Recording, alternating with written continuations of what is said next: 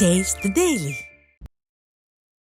ஈரோட்டில் மழை காரணமாக நேதாஜி மார்க்கெட் சேரும் சகதியுமாக மாறியதால் வியாபாரிகள் பாதிப்படைந்துள்ளனர். சேரும் சகதியுமாக உள்ளதை கூட பொருட்படுத்தாமல் வியாபாரிகள் கடை அமைத்துள்ள நிலையில் பொதுமக்கள் காய்கறிகள் மற்றும் பழங்களை வாங்க ஆர்வம் காட்டவில்லை. இதனால் வியாபாரம் பாதிக்கப்பட்டுள்ளதாக வியாபாரிகள் வேதனையடைந்துள்ளனர்.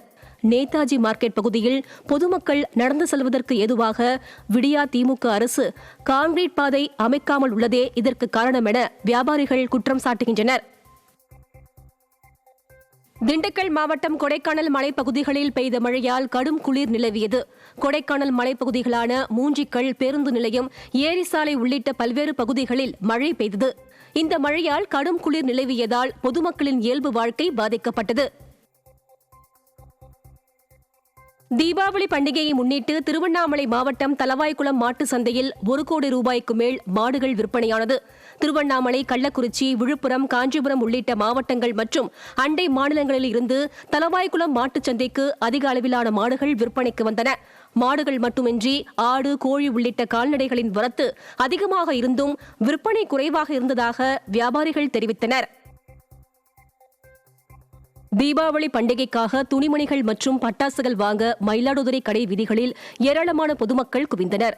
மயிலாடுதுறையில் உள்ள முக்கிய கடை வீதிகளான பட்டமங்கல தெரு, காந்திஜி சாலை, வண்டிக்கார தெரு உள்ளிட்ட பகுதிகளில் தீபாவளி பண்டிகைக்கான பொருட்களை வாங்க மக்கள் குவிந்ததால் வியாபாரம் களை கட்டியது. கடந்த 2 நாட்களாக மழை பெய்ததால் வியாபாரம் பாதிக்கப்பட்டிருந்த நிலையில் தற்போது மழை இல்லாததால் வியாபாரிகள் மகிழ்ச்சி அடைந்தனர். ராணிப்பேட்டை மாவட்டம் தாமரைப்பாக்கத்தில் ஏரிநீர் கால்வாயை அடைத்து வைத்ததால் இரு குடும்பத்திற்கு இடையே மோதல் ஏற்பட்டது. மேட்டுத்தெரு பகுதியை சேர்ந்த சரஸ்வதி என்பவரின் வீட்டின் வழியாக சென்ற ஏரிநீர் கால்வாயை அதே பகுதியை சேர்ந்த பாஸ்கர், சுகன்யா மற்றும் சக்தி ஆகியோர் அடைத்து விட்டதாக கூறப்படுகிறது. இதனால் தண்ணீர் சரஸ்வதியின் வீட்டை சூழ்ந்து கொண்டதால் இரு குடும்பத்தினரும் ஒருவரை ஒருவர் சரமாரியாக தாக்கிக் கொண்டனர். சீனாவிலிருந்து தூத்துக்குடிக்கு சட்டவிரோதமாக கடத்தி வரப்பட்ட பட்டாசு மற்றும் பொம்மைகளை மத்திய வருவாய் புலனாய்வு பிரிவு அதிகாரிகள் பறிமுதல் செய்தனர். தூத்துக்குடி துறைமுகத்தில் பெங்களூருவை சேர்ந்த நிறுவனத்திற்காக பொருட்களை ஏற்றி வந்த 4 கண்டெய்னர்களை மத்திய வருவாய் புலனாய்வு பிரிவு அதிகாரிகள் சோதனையிட்டனர்.